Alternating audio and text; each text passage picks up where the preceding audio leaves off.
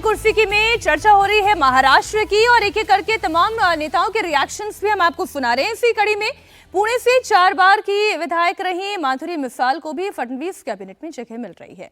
माधुरी मिसाल नई जिम्मेदारी को लेकर बहुत ही एक्साइटेड है। उन्होंने कहा कि कई बार उनका नाम सामने आया लेकिन फाइनली अब वो मंत्री बन रही है, उन्हें खुशी है। बहुत बधाई, आप मंत्री बनने जा रही है। 4 टाइम की आप विधायक है और हर बार आपका नाम आता था, लेकिन इस बार पार्टी ने विश्वास रखा है। हाँ, पार्टी ने विश्वास रख के ये बार अभी बोला है कि आप ओथ लेने वाली है। तो बहुत आनंद की बात है।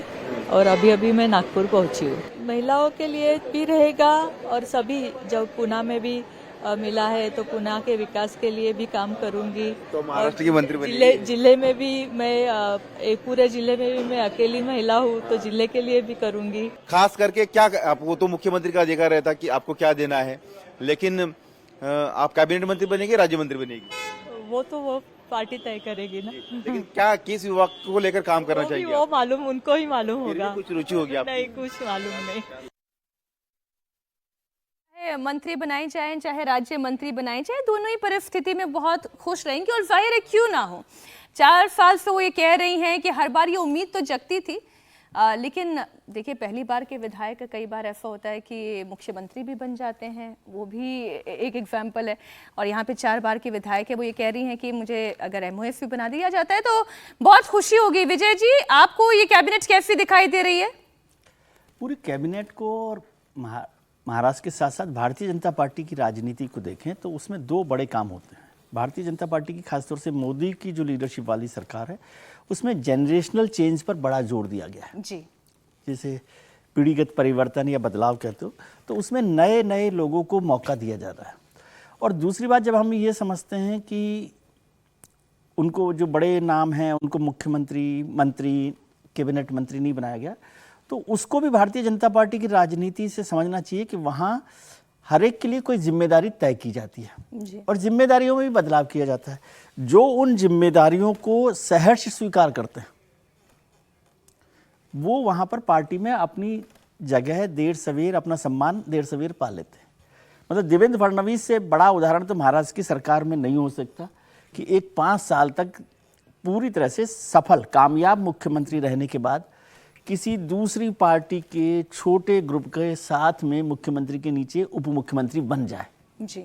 ये बहुत ही मुश्किल काम है। आज हमको लगता होगा कि ऐसे कर लेते हैं। लेकिन देवेंद्र फडणवीस की एक बड़ी चुनौती ये भी है कि उनके साथ एकनाथ शिंदे और अजित पवार भी मंत्रिमंडल में उप मुख्यमंत्री है। और जो मंत्री बनेंगे राष्ट्रवादी कांग्रेस पार्टी अजित पवार से, एकनाथ शिंदे से जो मंत्री बनेंगे, उन्हें कैसे देवेंद्र फडणवीस हैंडल करते हैं, क्योंकि उनके लिए तो मुख्यमंत्री एकनाथ शिंदे रहेंगे, अजित पवार के कोटे के मंत्री के लिए मुख्यमंत्री तो अजित पवार रहेंगे। अब देवेंद्र फडणवीस के सामने बड़ी चुनौती रहेगी इस बार पहले कार्यकाल की तुलना में कि एकनाथ शिंदे जो नाराज रहे कि मुख्यमंत्री नहीं बने, अब उन्हें गृह मंत्रालय भी नहीं मिल रहा है, तो उनको आपको साधना है। अजित पवार की महत्वाकांक्षा हमेशा मुख्यमंत्री बनने की रही, तो उन्हें आपको साधना है और उनके मंत्रियों को भी आपको साथ के चलना है और एक बेहतर प्रशासन देना है 5 साल का। और देवेंद्र फडणवीस से कोशिश करेंगे इस बार। ये चिंता तो शिंदे साहब को और अजित पवार साहब को भी रह सकती है कि उनके मंत्री कहीं केवल देवेंद्र फडणवीस की हाजिरी में ना रहे, क्योंकि मुख्यमंत्री वो हैं। देवेंद्र फडणवीस का सबसे बड़ी चुनौती ये भी रहने वाली कि 2.5 साल का जो कार्यकाल रहा है एकनाथ शिंदे का, और एकनाथ शिंदे जो कहते हैं कि लाडली बहना मेरी योजना रही, मुझे मुख्यमंत्री के रूप में चुना गया था, तो देवेंद्र फडणवीस को 5 साल के अंदर एक बेहतर प्रशासन देने के साथ साथ अपनी लोकप्रियता को भी बहुत बड़ा बनाना पड़ेगा प्रदेश में कि आने वाले समय में उन्हें कोई चुनौती नहीं दे सके। मतलब एकनाथ शिंदे भी इस बात को माने। मैं वही आपसे कही थी कि राजनीति में एक राजनीति नहीं, वैसे भी जीवन में सभी संतुष्ट हो जाएं और एक वक्त में सब संतुष्ट हो जाएं, ये तो इम्पॉसिबल है। तो गडकरी कह चुके हैं अतुष्ट आत्माओं का राजनीति अतुष्ट आत्माओं का। बिल्कुल बिल्कुल। एनसीपी विधायक धनंजय मुंडे ने इंडिया टीवी से बात की। धनंजय मुंडे ने कहा कि अभी तक उन्हें शपथ लेने की कोई जानकारी नहीं मिली है, ना ही एनसीपी के किसी विधायक को फोन आया है। अजीत पवार कुछ देर में नाम डिसाइड करेंगे। अब इतनी तो देर हो गई, अब और कितनी देर? 2:30 बज रहे। नहीं करना चाहते हो, नाम आ ये भी हो सकता है। आप सुने धनंजय मुंडे को। धनंजय मुंडे इस वक्त हमारे साथ में। धनु, बहुत बहुत धन्यवाद आपको। पार्टी ने एक बार फिर से विश्वास रखा है। देखिए, अभी तक तो कोई हमें हमारे किसी भी विधायकों को मंत्री बोल के जानकारी नहीं दी गई है कि शपथ लेनी है। इसलिए अभी जब दादा पहुंचेंगे तो खुद दादा या राष्ट्रीय अध्यक्ष बोल के दादा या तो फिर राज्य के अध्यक्ष तटकरे साहब उनके नाम डिक्लेयर करेंगे। कोई शंका तो वैसे थी नहीं समीर जी, आप तो बता रहे थे कि इनका तो बनना तय है मंत्री। बिल्कुल, मुझे लगता है धनंजय मुंडे जरूर मंत्री बनेंगे। अजित पवार के बहुत भरोसेमंद रहे, शरद पवार के भरोसेमंद रहे, और जब पहली बार अजित पवार ने देवेंद्र फडणवीस के साथ अल सुबह जब शपथ ग्रहण किया था, उस समय विधायकों को जो संगठित किया था उसमें धनंजय मुंडे की बड़ी भूमिका थी विधायकों को लेकर आने में। तो अजित पवार के बहुत भरोसेमंद है। वो बीड़ के बड़े नेता, पहले भारतीय जनता पार्टी में रहे धनंजय मुंडे, गोपीनाथ मुंडे के सगे भतीजे हैं। जब पंकजा मुंडे को आगे बढ़ाया परिवार को, तो वो पार्टी छोड़कर चले गए राष्ट्रवादी कांग्रेस पार्टी में। पंकजा मुंडे को वो चुनाव हरा चुके हैं, तो बड़े नेता है वहां के। तो मुझे लगता है कि धनंजय मुंडे जरूर मंत्री बनेंगे। अभी शायद उन्हें फोन नहीं गया या उन्हें बताना नहीं चाहते होंगे। मुझे लगता है कि धनंजय मुंडे मंत्री बनेंगे। अगर नहीं बनते तो ये बहुत बड़ी घटना होगी अगर धनंजय मुंडे को मंत्री नहीं बनाया जाता। इसका मतलब ये, क्योंकि उन्हें बड़ी जिम्मेदारी संगठन के अंदर अजित पवार दे रहे होंगे। मुझे नहीं लगता धनंजय मुंडे मंत्री बनेंगे। या तो हो सकता है उनके पास जानकारी आ गई हो, लेकिन जब तक कि शपथ ग्रहण ना हो जाए तब तक वो कुछ बोलना नहीं चाह रहे हो। शिवसेना के कोटे से भरत गोगावले को मंत्री बनाया जा रहा है। इंडिया टीवी से बातचीत में भरत गोगावले ने कहा कि उन्हें मंत्री पद का बेहतर अनुभव है, जो भी जिम्मेदारी मिलेगी उसे अंजाम तक पहुंचाएंगे। गोगावले साहब, इस बार आपको मौका मिल रहा है, हम सुन रहे हैं किस तरह से कोकण में और महाराष्ट्र में विकास होगा अगर आपको मंत्री पद और जिम्मेदारी दी जा रही है। जो पब्लिक के दिल में है वैसा विकास करना चाहते हैं हम लोग, और हम लोग ग्रामीण भाग के लोग हैं, इसलिए ग्रामीण भाग में क्या क्या लगता है वो हमको पूरा पता है। और जब हमारे मुख्यमंत्री एकनाथ शिंदे साहब थे तो अच्छा खासा विकास हुआ है, इसलिए तो इतने सीट हम लोग चुन के लाए हैं, और इसलिए जो लगेगा वो हम लोग करेंगे। ये बताइए कि आपकी पार्टी से और कौन कौन बड़े चेहरे हैं, जैसे कि क्या क्या नाम हो सकते हैं, कुछ जानकारी मिली है?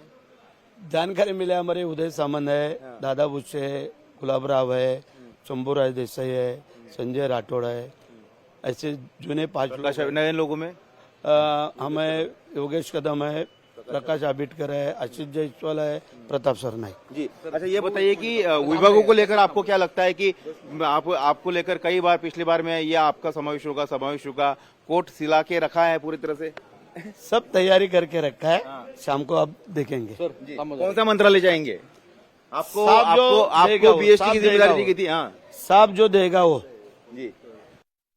सारे नाम तो इन्होंने बता ही दिए भरत जी ने। हर्षवर्धन जी, अब बस मंत्री कौन क्या बनेगा वो उसकी जानकारी शाम तक के लिए छोड़ दी है। नहीं, देखिए, मुझे लगता है कि अब बहुत ये रहस्य नहीं रह गया है, और कई बार पार्टियों के जो बहुत सीजन्ड पॉलिटिशियन होते हैं वो बचाते हैं।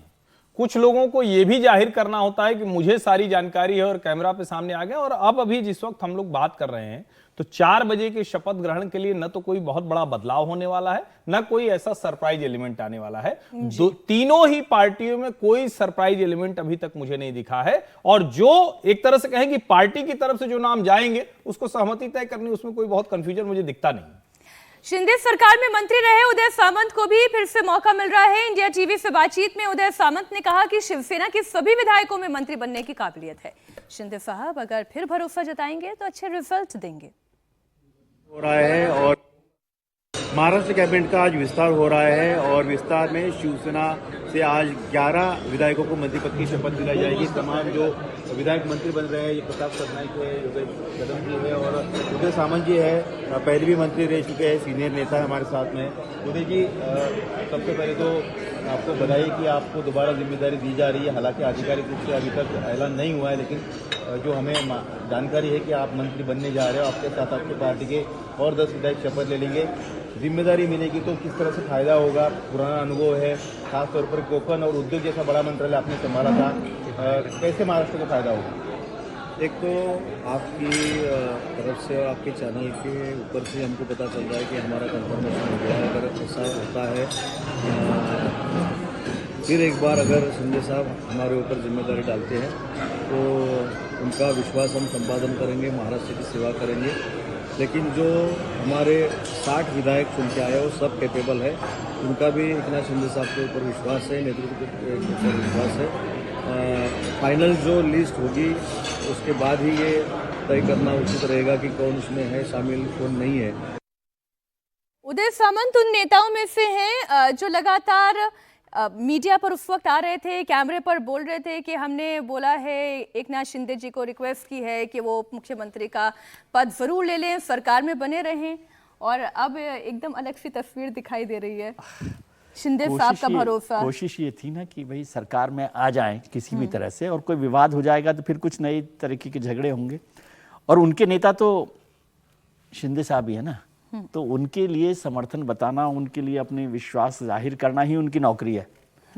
जब तक शिंदे साहब के साथ है, कम से कम औपचारिक तौर पर, तब तक सत्ता बरकरार है, जब तक सत्ता बरकरार है तो इसलिए राजनेताओं का ये चलता रहता है, और कभी किसी दिन कुछ और जरूरत पड़े तो वहां भी हो सकता है। देखिए महाभारत से लेकिन अभी इस सिनेरियो में आवश्यकता तो नहीं दिख रही है ना। अभी कोई ऐसा नहीं है कि ठीक है अभी चल रहा है, मुझे नहीं लगता कि कोई अभी बड़ा बदलाव होने वाला है। अब ये सरकार मोटे तौर पर चलने वाली है। लेकिन दीपक केसरकर का नाम अभी तक आया नहीं है। बड़ा अगर दीपक केसरकर अगर मंत्री नहीं बनते, एकनाथ शिंदे के बहुत भरोसेमंद रहे हैं, वो रत्नागिरी से आते हैं, और उनका और दूसरे जो नारायण राणे रत्नागिरी सिंधुदुर्ग से रहे, उनके बीच 36 का आंकड़ा रहा है, बिल्कुल बहुत सत्ता को लेकर बहुत संघर्ष रहा है दोनों का। तो अगर वहां से कह रहे हैं नितेश राणे मंत्री बन रहे बीजेपी की तरफ से, उनको फोन चला गया है नारायण राणे के बेटे। अगर दीपक केसरकर मंत्री नहीं बनते तो मुझे लग रहा है एक बड़ा डिसीजन होगा कि एकनाथ शिंदे उन्हें मंत्री नहीं बना रहे। हो सकता है एकनाथ शिंदे उन्हें मंत्री बनाना चाहते हो, देवेंद्र फडणवीस की तरफ से भारतीय जनता पार्टी से कहा गया हो कि उन्हें मंत्री नहीं बनाएंगे क्योंकि दीपक केसरकर के साथ कई मामले जुड़े रहे। तो देखना होगा कि दीपक केसरकर मंत्री बनते हैं कि नहीं बनते। बड़े नेता रहे, वहां से कैबिनेट मंत्री रहे, तो अभी उनके नाम का जिक्र नहीं हो रहा है। उदय सामंत का जरूर बनना था, रत्नागिरी क्षेत्र से आते हैं, लंबे समय से मंत्री रहे, और जब एकनाथ शिंदे ने बगावत की थी तो उस बगावत को पूरा सूत्रधार जो थे सब विधायकों को साथ में लेना, ले जाना, उदय सामंत और संभाजी लोगों ने बड़ी भूमिका निभाई थी। तो उदय सामंत बड़े नेता है रत्नागिरी के, और उस क्षेत्र में एकनाथ शिंदे का प्रतिनिधित्व करते हैं, वहां कोई बहुत आधार भी नहीं है, तो मुझे लग रहा है उनका बनना भी जरूरी था मंत्री।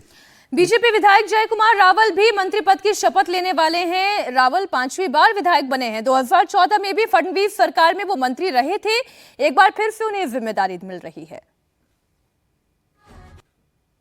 हमारे साथ है जय कुमार रावल, ये आते हैं उत्तर महाराष्ट्र से और धुलिया के सिंदखेड़ा से, 5वीं बार विधायक बने हैं, और पिछली 2014 के सरकार में भी ये मंत्री थे। पिछली बार जो 2022 में सरकार बनी, इनका नाम था लेकिन मौका नहीं मिल पाया। आपके उत्तर महाराष्ट्र में आपने काफी अच्छा प्रदर्शन इस बार किया है, और सभी विधायक 100% आपका स्ट्राइक रेट रहा है। इनाम मिल गया आपको? भारतीय जनता पार्टी के कार्यकर्ता है नाते से हमने युवा मोर्चा में काम किया, पार्टी के अलग अलग पदों पे काम किया, और काम करते रहते हैं हम लोग। और मुझे खुशी है कि ये बार मेरे डिस्ट्रिक्ट में सभी के सभी सीट ये महायुति के लिए आए, और इसीलिए करीब 1 लाख वोटों से हम लोग को लीड भी मिला है। और मुझे लगता है पार्टी में काम करते रहो, योग्य वक्त पे आपको न्याय मिलता रहता है, और ये अनुभव मेरा रहा है। तो फडणवीस कैबिनेट विस्तार की तस्वीर बहुत जल्द आपके सामने आने जा रही है। एक एक करके रिएक्शन भी आपके सामने रख रहे हैं, और जो चुनौतियां हैं उस पर भी चर्चा हो रही है। पहली चुनौती तो यही है कि पिछली मर्तबा जब एकनाथ शिंदे के हाथ में ताकत थी, तब भी ये कहा जा रहा था कि उप मुख्यमंत्री भले ही हों देवेंद्र फडणवीस, लेकिन कई बार उनका जो काम करने का तरीका है, जो उनका स्टाइल ऑफ वर्किंग है, फिर चाहे ब्यूरोक्रेट्स में भी कह लें, वो सुपर सीएम की भूमिका में थे। गलत तो नहीं कह रही हूँ समीर जी? बिल्कुल, देखिए 5 साल उसके मुख्यमंत्री रह चुके थे देवेंद्र फडणवीस, 2014 से लेकर 19 तक, और भारतीय जनता पार्टी के पास 105 विधायकों की ताकत थी। तो देवेंद्र फडणवीस भले उप मुख्यमंत्री थे, उनके पार्टी के विधायक उनकी एक ताकत है, और एकनाथ शिंदे इस बात को जानते थे कि देवेंद्र फडणवीस जरूर उप मुख्यमंत्री बने हैं, एक विधायक की ताकत है, 5 साल का मुख्यमंत्री का कार्यकाल रहा है, तो निश्चित रूप से देवेंद्र फडणवीस की एक अपनी लोकप्रियता, एक अपनी छवि है। लेकिन एकनाथ शिंदे ने भी जो कार्यकाल चलाया, लेकिन एकनाथ शिंदे की तस्वीर तो बदल रही है ना, उनकी भूमिका बदल रही है, उनका रिएक्शन भी जैसा शुरुआत में आया वो भी बदला हुआ है। इस बार उनका फोकस कहां ज्यादा रहने वाला है? अपनी जो जिम्मेदारियां हैं, जो कैबिनेट में जिन चेहरों को जगह दी जाएगी, उनके इतर में बात कर रही हूं, उनका फोकस कहां? उनका पूरा फोकस अब बीएमसी चुनाव पर होगा। अभी कॉर्पोरेशन के चुनाव ड्यू है, जो अभी 6 या 8 महीने के अंदर होने वाले। वो ये पूरी कोशिश करेंगे कि बीएमसी में भी उनकी हिस्सेदारी बनी रहे, और अगर भारतीय जनता पार्टी और एकनाथ शिंदे वहां अगर मिलकर लड़ेंगे तो वो ये कोशिश करेंगे कि 2.5 साल का मेयर बीएमसी में उनका बने, ठाणे का मेयर वो अपना बनवाएंगे, कल्याण डोंबिवली में जहां उनका बेटा श्रीकांत शिंदे सांसद है, वहां वो अपना मेयर बनाएंगे। तो उन्हें पता है कि प्रदेश में उनके लिए बहुत स्पेस नहीं बचा, उप मुख्यमंत्री बन गए, कुछ बेहतर विभाग ले लेंगे, और अब उनका अगला टारगेट हुआ कि जो कॉर्पोरेशन के 20 होने वाले नगर निगम चुनाव महाराष्ट्र के अंदर, उसमें वो कैसे भारतीय जनता पार्टी के साथ ज्यादा हिस्सा लेने की कोशिश करे और अपना संगठन को मजबूत करे। वो इस बात को जानते हैं कि 2029 के लिए बहुत ज्यादा समय नहीं है, लोकसभा चुनाव हो चाहे विधानसभा चुनाव हो, ये 5 साल लेवल बाद नेक्स्ट उन्हें की जाना है। पॉलिटिक्स जो आप कह रहे हैं सर, मैं उसी पर आ रही हूँ हर्षवर्धन जी आपके पास, कि ये जो लेवल नेक्स्ट पॉलिटिक्स है, क्या अब वो महाराष्ट्र में दिखाई देगी? आप लोग चर्चा कर ही रहे हैं, बता रहे हैं कि नए चेहरे बहुत सारे दिखाई दे रहे हैं, नया जनरेशन अब इसमें दिखाई दे रहा है। महाराष्ट्र में पॉलिटिक्स का समीकरण भी वो हिंदुत्व के आइडॉल, वो पहले भी था लेकिन अब वो और ज्यादा मुखर और प्रखर दिखाई दे रहा है। नहीं, ये तो महाराष्ट्र के चुनाव परिणामों ने ही बता दिया, लेकिन मैं थोड़ा सा एकनाथ शिंदे की भूमिका को लेकर थोड़ी अलग राय रखता हूं। अगर एकनाथ शिंदे भारतीय जनता पार्टी से क्या ले लेना है, कितनी लड़ाई देवेंद्र फडणवीस से लड़ लेनी है, या अपने मंत्री कितने ताकतवर बना लेने हैं, इस पर अगर वो टिके तो शायद वो गलत राह पर होंगे। उनकी असली लड़ाई अभी क्या होनी चाहिए?